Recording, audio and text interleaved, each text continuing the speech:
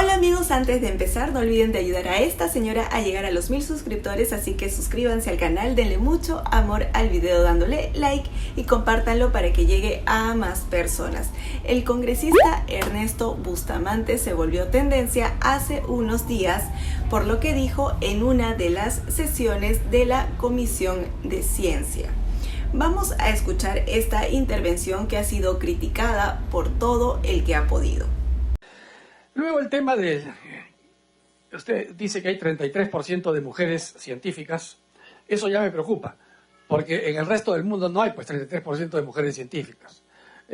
La prevalencia de interés de las mujeres en ciencia no llega a un número tan alto, y no porque no se le quiera otorgar facilidades. Hoy en día ya no hay mayor limitación en el acceso de las mujeres a la ciencia, sino es porque sencillamente no hay una condición biológica que, aparentemente, no habría una condición biológica que incentive a la mujer a participar en ciertas ciencias como las exactas o las ciencias naturales o físicas, ¿no? Ahí los porcentajes de mujeres pues son de 3%, 5%. Entonces me preocupa que acá tengamos 33%. O sea, algo no está bien en el cálculo, ¿no? Bien, vamos por partes. De lo que dice el congresista, la única parte que medio entiendo y medio no, es que le preocupe que haya un 33% de mujeres científicas. Si tomo estas declaraciones desde cierta perspectiva, no le encuentro sentido a que le haga ruido este dato. Y es que, ¿qué sería lo que le genera conflicto con eso? ¿O por qué estaría mal que un tercio de los científicos sean mujeres? Entonces, tomando las declaraciones de Bustamante desde cierta perspectiva, claro que no habría lógica alguna que justifique su preocupación por la presencia de un 33% de mujeres en el mundo de la ciencia. Sin embargo, hay otro punto de vista con el que puedo analizar lo que dijo el congresista. Punto de vista con el cual sí puedo llegar a entender por qué Bustamante dijo lo que dijo. Entiendo que esta reunión se hizo con el fin de buscar incrementar la presencia de mujeres en el ámbito científico, por lo que no se me hace difícil imaginar la tendencia ideológica de las personas que están presentando esta iniciativa. Y hay algo que es cierto. Hay evidencia empírica que respalda la teoría de que las mujeres en promedio, ojo que se habla de promedios, no de un total. Bueno, hay evidencia empírica que respalda la teoría de que las mujeres tienden a preferir trabajos centrados en las personas y seres vivos y los hombres trabajos centrados en objetos y sistemas. Debido a esto, a la evidencia científica de las preferencias ocupacionales de las mujeres, al motivo de la reunión que es incrementar la cantidad de mujeres científicas y a la tendencia ideológica que seguramente tienen las personas que presentan esta iniciativa, comprendo que el congresista muestre incredulidad respecto a las cifras mostradas, ya que cuando existen sesgos ideológicos, consciente o inconscientemente, la información puede ser tergiversada para favorecer aquello que los activistas de género buscan.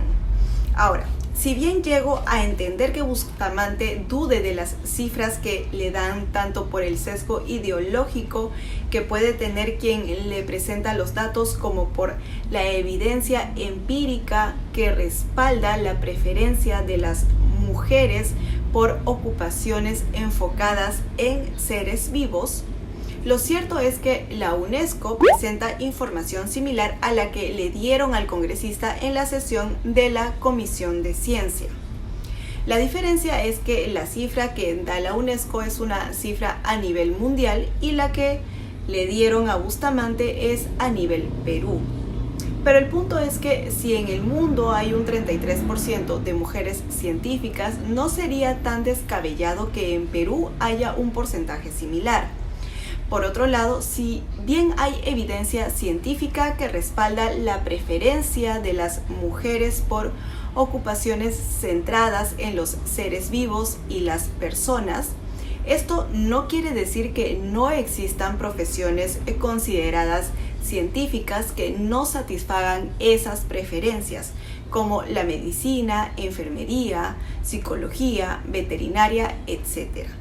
Ahora, creo que en este caso, cuando hablan de la comunidad científica, hacen referencia en específico a los investigadores, en cuyo caso la intervención de Bustamante tendría mucho más sentido. Sin embargo, quedémonos con que la UNESCO señala que hay un 33% de mujeres científicas, por lo que el dato que se le dio al congresista en la reunión de la Comisión de Ciencia no es descabellado, y el señor debió informarse un poco más acerca de esta data antes de hacer su intervención, o en todo caso mostrar los documentos, los estudios que respaldan lo que dice y que pondrían en duda la información que le dieron en la reunión de la Comisión de Ciencia, ya que en su intervención Bustamante señaló que la prevalencia de interés de las mujeres en ciencia no llega a un número tan alto y que el porcentaje de ellas en ciencias exactas es de entre 3 y 5%. Sin embargo, no aportó nada que respaldara su postura. Ahora, si bien no mostró estudios que demostraran o respaldaran lo que dijo, hay algo que ya les comenté y que es cierto. Hay evidencia empírica que respalda la teoría de que las mujeres tienen, en promedio, un mayor interés por ocupaciones enfocadas en personas y seres vivos, y los hombres en objetos y sistemas. Y esta información, esta evidencia sí tiene correlación con lo que Bustamante dijo. Me refiero a la parte de su declaración en la que señala que no habría una condición biológica que incentive a la mujer a participar en ciertas ciencias como las exactas, las ciencias naturales o físicas. Y es cierto que el congresista podría haber dicho las cosas de otra forma, porque con sus declaraciones se puede llegar a malinterpretar, a entender, y que es de hecho lo que pasó, que las mujeres estamos condicionadas por nuestra biología a ejercer determinados trabajos y que no tenemos la capacidad para incursionar en el mundo de la ciencia, lo cual evidentemente no es cierto. Y en los estudios de los que les estoy comentando se habla de preferencias, no de capacidades. Como sea, Bustamante puede haber tenido una forma torpe de expresar lo que quería decir, pero una vez más es cierto que hay estudios científicos que respaldan la teoría de que las mujeres, una vez más, en promedio, tienden a preferir ocupaciones enfocadas en las personas y seres vivos, por lo que es verdad que cuando se trata de ciencias suelen optar por carreras como la medicina, enfermería, odontología, medicina veterinaria, entre otras, y no tanto por física, química, informática, astronomía, etc. Esto quiere decir que no hay mujeres físicas, químicas, informáticas, astrónomas, que se les prohíbe ejercer esas profesiones o que no tienen la capacidad de hacerlo. No, claro que no, pero el porcentaje de ellas en estas carreras es bajo. ¿Por qué? Bueno, aparentemente esto se debe a una combinación de causas socioculturales, psicológicas y, como dijo Bustamante, biológicas. Digo esto porque de la nada se me ocurrió lanzar una afirmación de este tipo. No. Como les dije, hay estudios que respaldan la teoría de que hombres y mujeres tienden a tener preferencias ocupacionales diferentes. Y ojo que una vez más se habla de preferencias, no necesariamente de capacidades. Algunos de los estudios que respaldan esta teoría son el de Simon Baron Cohen, realizado con 193 personas, en el que se analiza la correlación entre altos niveles de testosterona prenatal con el desarrollo de menores niveles de empatía. Tenemos el metaanálisis de Richard Lipa, que muestra que los hombres prefieren trabajar con cosas y las mujeres con personas, que los hombres mostraron intereses realistas e investigadores y las mujeres intereses artísticos, sociales y convencionales más fuertes. Además, se encontraron diferencias de género a favor de los hombres en cuanto a intereses en ingeniería, ciencias y matemáticas. También tenemos el estudio de David Greenberg, que sumó evidencia a la hipótesis de que las mujeres en promedio son más empáticas y los hombres en promedio están más orientados a los sistemas. Obviamente estos no son los únicos estudios que respaldan la teoría de que existen causas psicológicas y biológicas, además de socioculturales, que generan tanto en hombres como en mujeres intereses y preferencias ocupacionales diferentes, en mayor o menor medida. Hay varios estudios más que son mencionados en este artículo escrito por la filósofa Roxana Kramer. Ahora, amigos, también es interesante agregar las intervenciones de investigadores extranjeros acerca de este tema, entre los que tenemos a dos de los que hemos mencionado en este video, que son los psicólogos Richard Lipa y Simon Baron Cohen. Es interesante agregar estas intervenciones porque estos científicos no solo dan sus opiniones, sino también mencionan estudios que han realizado y que arrojaron resultados que se correlacionan con los que he mencionado anteriormente. En el documental del 2010 llamado Lavado de Cerebro, la paradoja de la igualdad de género, uno de los entrevistados es, como les mencioné, Richard Lipa, quien obtuvo la respuesta de más de 200.000 mujeres y hombres de 53 países de Europa, Sudamérica, Asia y África. Se le preguntó a hombres y mujeres de estos países en qué era en lo que les provocaba trabajar, y la respuesta fue la siguiente.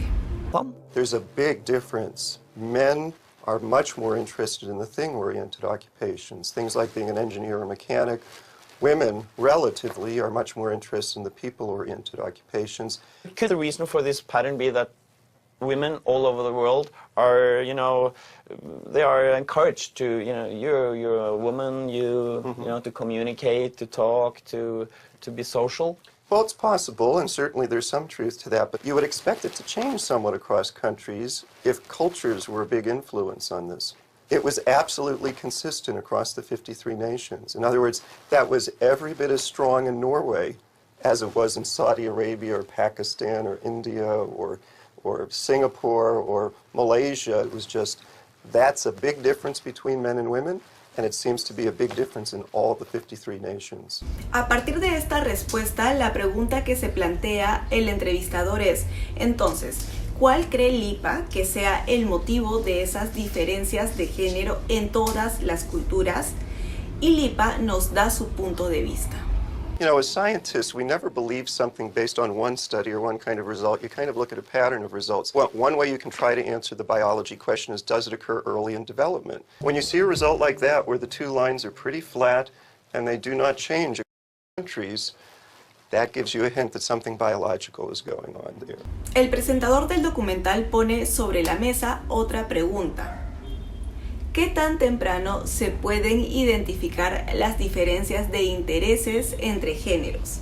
Y para absolver esta interrogante acude al psiquiatra Trond Diseth, el cual es director y profesor de la clínica infantil del Hospital Nacional de Oslo.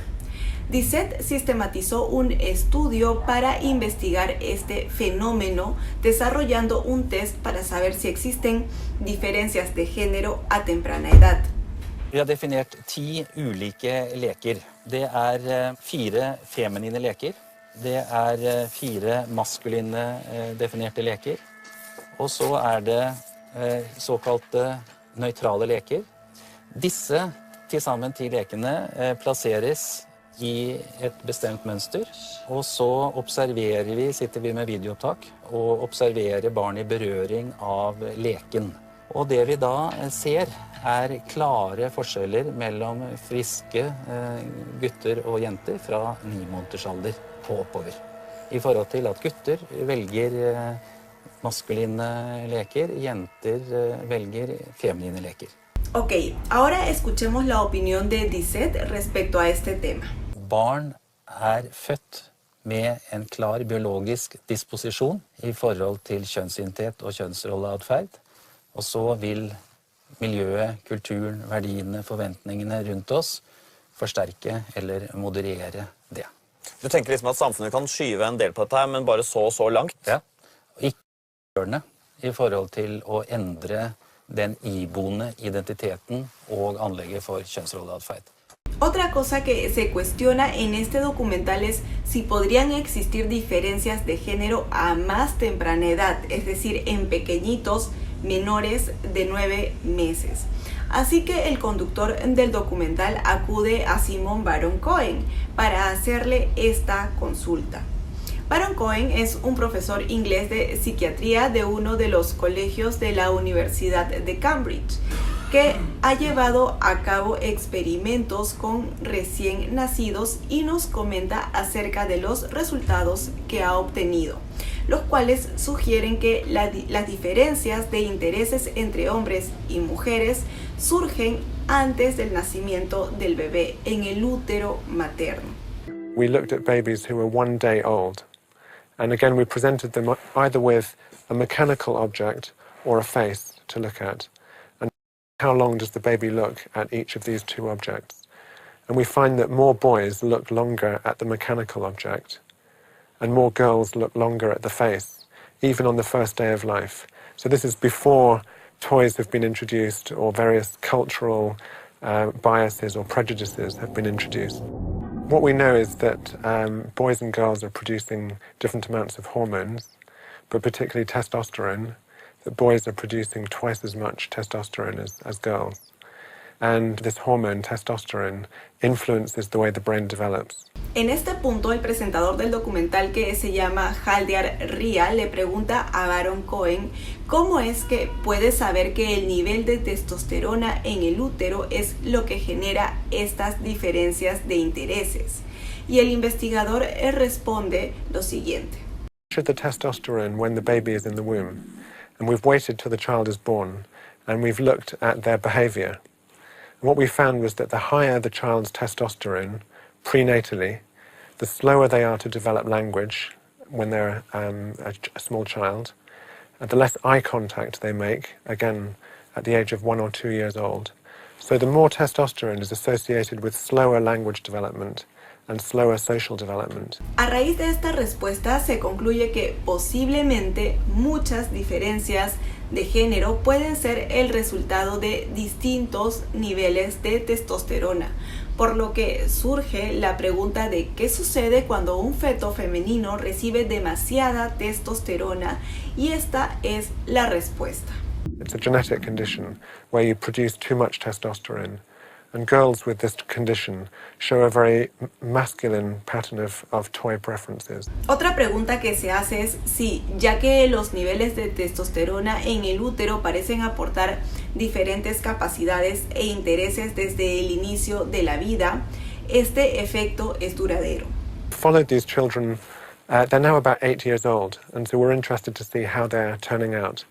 And what we find is that as they get older, the children who had higher testosterone have more difficulties with empathy, with recognizing other people's emotions, or taking somebody else's perspective. But they also have a much stronger interest in systems, in understanding how things work. So even if you ignore what sex somebody is and just look at their hormone levels, you can predict their pattern of interests. Una vez llegada a la conclusión de que al parecer son los distintos niveles hormonales los que inducen a las diferencias que vemos entre hombres y mujeres, y que estas diferencias hormonales son determinadas por diversos genes en los cromosomas X y Y, se plantea la pregunta de ¿cuál es la razón por la que aparecen estas diferencias genéticas? ¿De dónde es que aparecen los diferentes genes? Y para absolver esta duda, Haldyard acudió a la profesora y psicóloga evolutiva Anna Campbell, que estudia no solo el cuerpo, sino también la psique, los cuales han sido influenciados por cientos de miles de años de evolución. The key to all this is how many descendants you leave behind you. And any traits that increase the number of descendants you leave behind you will tend to stay in the gene pool. And so that's what's selecting in particular traits, both in males and in females. If women are generally the ones that give birth, that lactate, that raise children, it would be very surprising if there wasn't some kind of psychological orchestration that helped women achieve those tasks and made those kinds of tasks particularly pleasurable to women. So things like empathy in women, things like avoiding dangerous confrontations where you may be hurt or injured, things like avoiding social exclusion, being pushed out of the group, all of those are good things. All of those mean that you are more likely to survive and to reproduce and to leave children who themselves also reproduce. We know from many psychology studies, one of the biggest sex differences is that if you put people under stress, for example, if you say to them, in about half an hour, we're going to be giving you some quite painful electric shocks, and we're getting all the equipment ready, so you'll have to wait. Would you like to wait by yourself, or would you like to wait with someone else? Women will choose to be with other people. Men typically, under stress, choose to be alone. They don't want to be with others. Luego, el conductor del documental se pregunta si los hombres y mujeres del 2010 aún tendrán la influencia de genes que se desarrollaron desde hace cientos de miles de años. Y la respuesta es la siguiente. That's why women have entered nursing, medicine, social work, teaching. All these kind of areas are areas of cooperative exchange where women seem to feel most at home, most comfortable. I mean, of course, there are big overlaps between the sexes, huge overlaps. There are women that are extremely gifted at engineering, physics, chemistry, and so on. But in a sense, that's less typical, I would say, of female interests than it is of male interests. Otra pregunta más que Haldyard le plantea a Anna Campbell es si la diferencia de género actuales, a pesar de que seguramente la evolución es importante, no podría explicarse mejor basándonos en que tratamos de forma distinta a niños y niñas desde el primer día. Now, we know that sex differences in some areas are really quite large. So I just find it hard to believe that a very, very subtle difference in the tone of voice you use or how long you make eye contact or something like that could really have such a profound effect on the interests and activities and preferences that children show. En este punto es en el que surge la paradoja de la igualdad de género, y es que si las diferencias de género radican en los genes y en las hormonas, ¿por qué las chicas de países con menos igualdad prefieren más estudiar ramas tecnológicas que las chicas noruegas? ¿Y por qué se comparan las preferencias de estudios de las mujeres de países con menor igualdad con las de las mujeres noruegas? Pues porque en el 2008 Noruega había sido calificada como el país con mayor igualdad en el mundo. Actualmente es el tercero. Pero, ¿qué respondieron Anna Campbell y Simone Baron-Cohen al respecto? Escuchemos. It's an interesting thing, but the more you free people in society, the more you open opportunities for people to do anything they want, the more likely it is that any kind of genetic predisposition they have will be able to express itself. In the gender egalitarian countries like Norway, you really are free to follow your inclinations. You know, in a poor country, you're probably worried just about getting a job. You just want a job. And if it's computers that are going to get you that job, in India, for example, you'll go for it, even if you're a woman. But, you know, in gender egalitarian countries, North America and Europe, I think people feel freer just to pursue what they're truly interested in.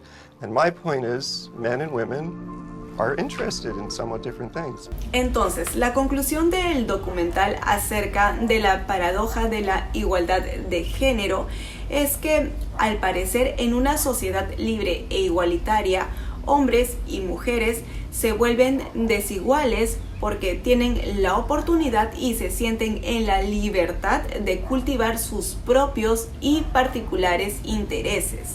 Así que la afirmación de Bustamante acerca de que la prevalencia de interés de las mujeres en ciencia no llega a un número tan alto porque no habría una condición biológica que incentive a la mujer a participar en ciertas ciencias exactas, no se aleja de la evidencia que hemos visto a lo largo de este video. Hay otra cosa más que comentó Bustamante en el fragmento de la intervención que les puse. Él dice que hoy no hay limitación alguna para que las mujeres accedan a la ciencia, algo que es totalmente cierto. La mujer que quiera puede estudiar alguna carrera ligada a la ciencia y la mujer que quiera postular a algún trabajo ligado a la ciencia también.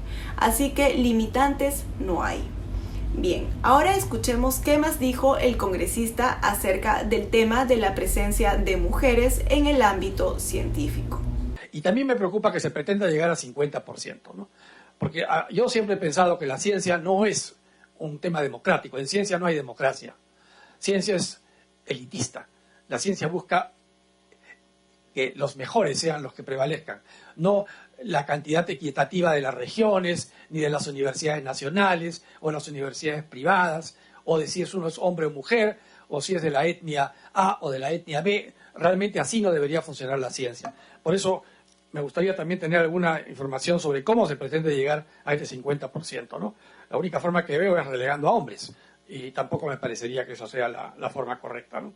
En esto estoy totalmente de acuerdo con Bustamante, y no se trata de que la ciencia sea o no democrática, se trata de que en cualquier profesión, en cualquier trabajo, se debería contratar a las personas por su capacidad, eficiencia, profesionalismo, no por el sexo, orientación sexual, etnia, procedencia. Y no solo no debería funcionar así la ciencia, no debería funcionar así nada.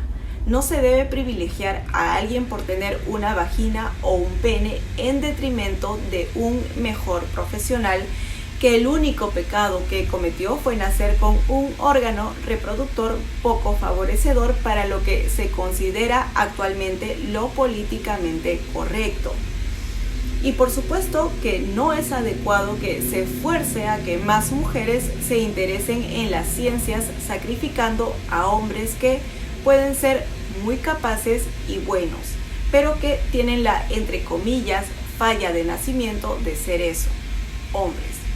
Y sí, puede ser que el hecho de que las mujeres en promedio estén menos interesadas en ocupaciones relacionadas con objetos y sistemas no signifique que no pueda haber un 30% de ellas ejerciendo esas profesiones. Puede ser que en eso Bustamante, a menos que nos dé pruebas de lo contrario, esté equivocado.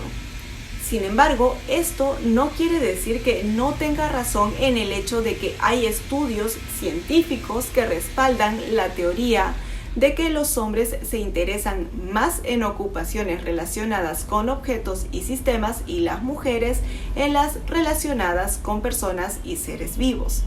De hecho, como vimos, también hay estudios que evidencian que la mujer en promedio, ojo, en promedio, es más empática que el hombre, característica que a la vez podría explicar el motivo por el que se suele interesar más en todo lo vivo.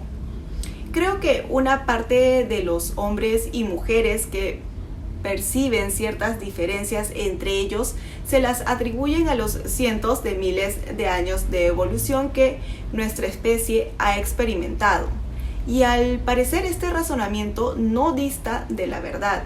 Hemos visto que evidencia científica respalda esta teoría, y es que al parecer existen diferencias psicológicas entre hombres y mujeres que no son resultado exclusivo de la socialización. Acá no se intenta negar la realidad, somos más parecidos que diferentes, pero esas pequeñas diferencias son importantes. Hombres y mujeres no somos idénticos, ni tenemos por qué serlo para acceder a derechos humanos, a igualdad ante la ley y de oportunidades. Ofenderse, sentirse discriminada o discriminado porque se señalen componentes biológicos es malinterpretar la información que se está dando, y es que no se trata de que porque existan factores biológicos y psicológicos que influyen en las diferencias entre hombres y mujeres irremediablemente vamos a estar destinados, sin capacidad de hacer nada, a comportarnos de una u otra forma, a estudiar tal o cual cosa, a desarrollarnos en tal o cual profesión, etc. No se trata de eso. Hablar de componentes biológicos en hombres y mujeres es hablar de predisposiciones que interactúan con el medio ambiente y que no son una excusa para promover injusticias. Además, las preferencias que en promedio podamos tener las mujeres por ocupaciones centradas en personas o seres vivos y no en sistematización, que es en promedio lo que le interesa a los hombres, es una decisión personal que debería ser respetada y no denigrada por parte, sobre todo, de las activistas de género. Quienes crean una especie de sistema de jerarquías en el que se asume que la mujer es inferior si no tiene las exactas preferencias que el hombre. Y creo que en ese sentido, en nuestros países, estamos bastante equivocados. Ya vimos que en Noruega, país que actualmente es tercero en el mundo en igualdad, hombres y mujeres trabajan en cosas diferentes. Para el 2010, el 90% de empleados en enfermería eran mujeres, mientras que solo había alrededor de un 10% de ingenieras. Kvinner og menn i verdens mest likestilte land jobber fortsatt med forskjellige ting. Regjeringsrapporten Kjønn og lønn slår fast at nesten 90% av alle sykepleiere i Norge fortsatt er kvinner, mens bare ca. 10% av ingeniørene er det. Og sånn har det vært på 80-tallet. Algo que parece no haber variado mucho. Para el 2022 se reportaba que solo el 12% de las mujeres que ingresaron a educación superior lo hicieron en áreas de ciencia, tecnología, ingeniería y matemáticas, mientras que solo el 7% de los hombres ingresaron a áreas relacionadas con la educación. Respecto a enfermería, las cifras se mantienen casi igual, con un 88.2% de enfermeras y solo un 11.8% de enfermeros. Entonces, estando así las cosas en un país que se podría considerar un ejemplo en lo que a igualdad se refiere, ¿por qué en nuestros países siguen menospreciándonos por, en promedio, no tener las mismas preferencias que los hombres? ¿Por qué siguen presionando y gastando dinero público para que a fuerza haya un 50-50 en aquellas profesiones que son consideradas prestigiosas? Cuando, como vimos, hombres y mujeres se dedican a cosas diferentes, cuando mayor es la prosperidad económica en un país, cuando, como vimos, en los países más desarrollados, en los que existe una mayor igualdad en la sociedad y ante la ley, la cantidad de chicas que eligen carreras relacionadas con la ciencia, tecnología, ingeniería y matemáticas es más baja que en los países en los que existe menor igualdad entre sexos. Entonces, déjense de tonterías, déjense de andar ofendiéndose porque un congresista tira factos biológicos. Permitan que las mujeres se desarrollen profesionalmente a partir de lo que les gusta. Déjenlas de hacer sentir menos por no escoger profesiones que ustedes consideran prestigiosas. Déjennos escoger a las mujeres en paz.